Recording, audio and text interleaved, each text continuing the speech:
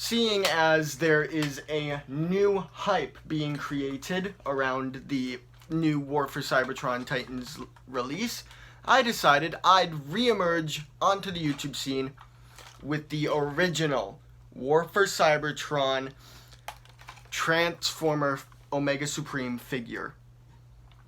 Yes, I know it's the Omega Guardian repaint. Look at the price tag. This one was $200. The accurate coloration is $400 to $500. I'd much rather take the same mold for a different color scheme than pay an extra $200. It is finally time that I made my grand return with one figure I have desired for a long time. The Planet X Genesis mold. Here we will be taking a look at the Planet X Gammadim. If you're wondering why I'm starting off in vehicle mode, it's because it's easily the weakest of his modes. And also, if you notice that the positioning of the camera is off, that's because I'll show off more of the figure after I show off his accessories. Comes with 5 of these really cool light up push button LED buttons, which if you know how to replace the batteries on, please tell me. Most of them came in box dead. I only managed to find one that actually worked 100%. And these two really impressive tanks. If you're wondering what these are his 2 alternate heads. One is the video game accurate one, the other is a more sleek design that I'll presume is more G1 accurate. For some reason, don't ask me why, it's got articulation. This one they both have extending barrels, only this one is a lot more less extend and a lot more pull out. They also include a rotation joint, a double hinged assembly, and these 2 open up, which allows you to reposition them in a number of different ways. Say for this one, as a sort of battle turret, and this one as a sort of tank. Okay, enough.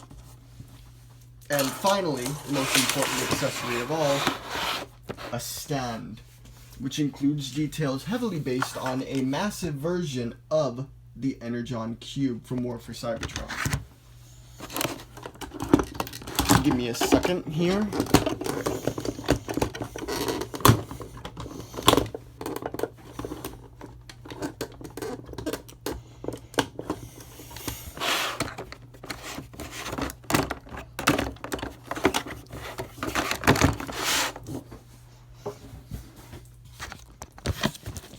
Suddenly, boom! There we have it. A much better look for this massive vehicle mode.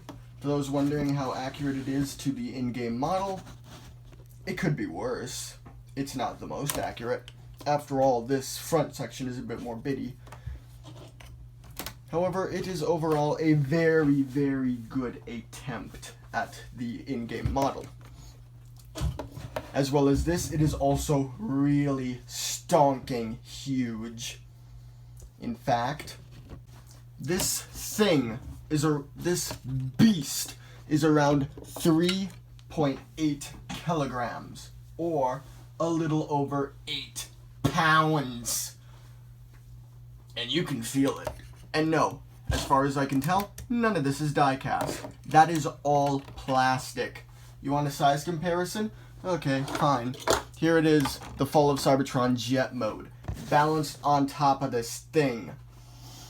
Oh, you want some more apt size comparisons? Okay, fine. There's Megatron's tank mode. Ooh, want a couple more? Okay then. The previous Omega Supreme. Yeah. This guy is stonking enormous. Now for those of you wondering if I will show off the transformation, I'm not going to. I won't put myself nor you through that pain. However, for all those who wonder what the purpose of these LEDs are, they're a special type of button. You press this button here, and they light up, as you saw. However, you plug them into 5 spots all throughout the alt mode, and the spring trap doors will keep the button pressed. Notice how I said 5. The one in the front, 2 up here, which don't work all that great, and finally, the most important, the one in the rear thruster. Oh great, now this battery's gone dead. Terrific. But notice how I said 5. We'll get to the 5th one in robot mode. And jump cut. So there we have him, mostly transformed. Now all that's left is a choice of the head. Now for this one, I will put in both. However, I will put in the more sleek and aerodynamic head first because I much prefer the much more game accurate other head. To do this, all you do, open the chest, open the head space up, slot this in, and snap it in. And there you go. Okay, time to switch it over. For those wondering about alt mode storage, you can keep him in the spot in alt mode, just you need to fold away the head inside of a chest, inside of this cavity.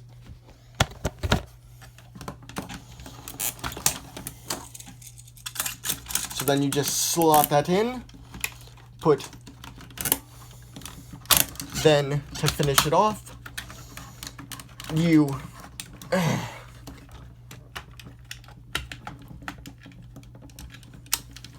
lock these pieces in.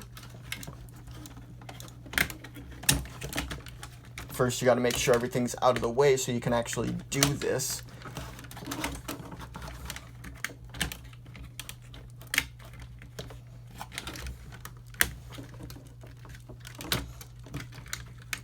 And there you go. You've got yourself a nice and solid figure. Emphasis on the word solid. You can also decide whether or not you want the arm built like this, so that way it has more posability, or what is more in-game accurate, fold this up. Now, for those of you wondering why I keep mentioning in-game, this is in fact a the Omega Guardian repaint of of Planet X's release, first release, their Planet X Genesis, also known as War for Cybertron Omega Supreme. As I've said before, this guy is stonking huge. Exactly how tall is he, you may ask? Well, I'm glad you asked. Here's Megatron. Yep. Not enough? Okay. Starscream. Optimus Prime. Alt Mode Bumblebee. And one feature that I thought was pretty cool that you can actually do. That's right. You can take a Prime Viacon and hold him in his claws. However, this leads me to my main problem with this figure, the articulation. I'll go into further detail as I go on. Oh, and also, Energon Omega Supreme, who is actually taller than him. Anyways, get all these guys out of the way.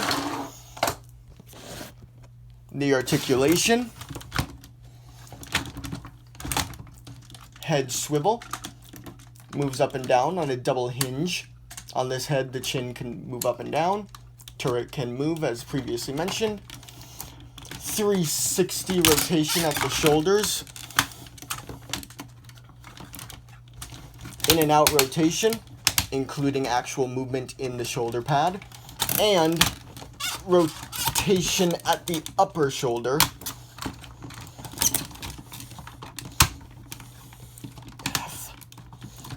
90-degree elbow. Bicep swivel. On this hand, there is a special gimmick that when you turn this track right here, rotates his wrist. Each finger is connected via a hinge joint here, a hinge joint here, and a hinge joint here that is also ratcheted. And on this arm, a swivel and opening panels, which allow for the game accurate spinning missile launching attack that he does. A full waist swivel, side to side motion at the abs a little if you misuse some of the connection for the hinges. An ab crunch. This piece can move. Universal joints at the hips, as well as this piece,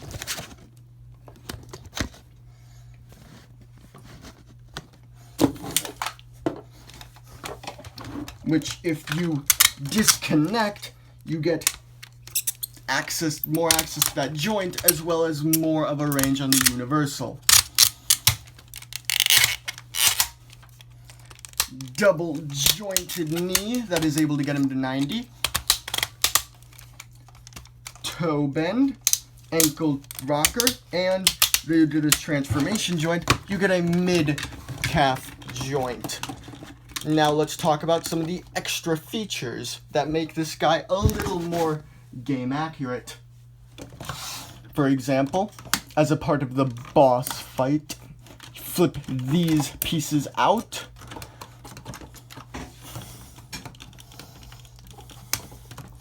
On both sides. And you get his game accurate bubble turrets. These ones right here are also accessible in alt mode, which are simply half ball joints. And then, you remember how I mentioned there were 5 lights for 5 slots, but in alt mode I only showed you 4.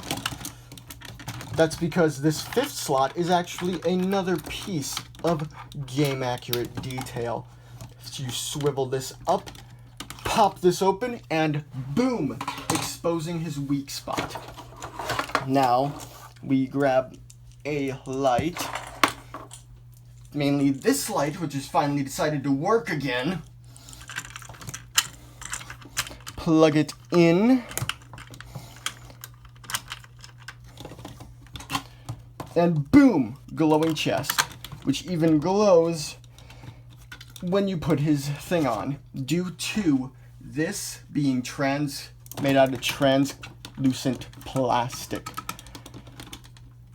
Blue translucent plastic, to be exact.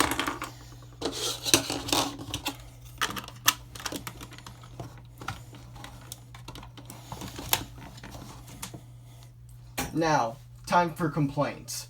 Number 1, transformation is a hassle. There's a reason I skipped it. Number 2, due to the size of the arms, you can't put them both forward without, yeah.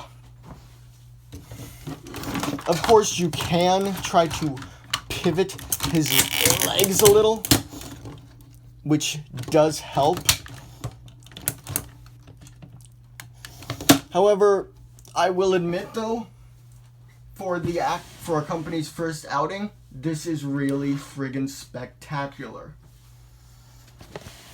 Heck, you can achieve some pretty game accurate poses with this guy, such as, oh, for crying out.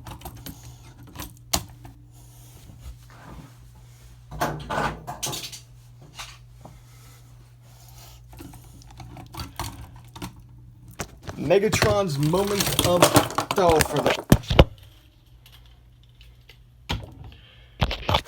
Megatron's moment of triumph, and Omega Supreme's signature move. So, final thoughts. This guy is a spectacularly designed figure. He is so game accurate. However, he still has his flubs. The hip joints, the ratchets, dare I say, could have been sturdier. They could have figured out a better way to work around some of these design details. But given the fact this was a third-party company's first outing, I don't think it could have gone any better. My overall rating, 8 out of 10.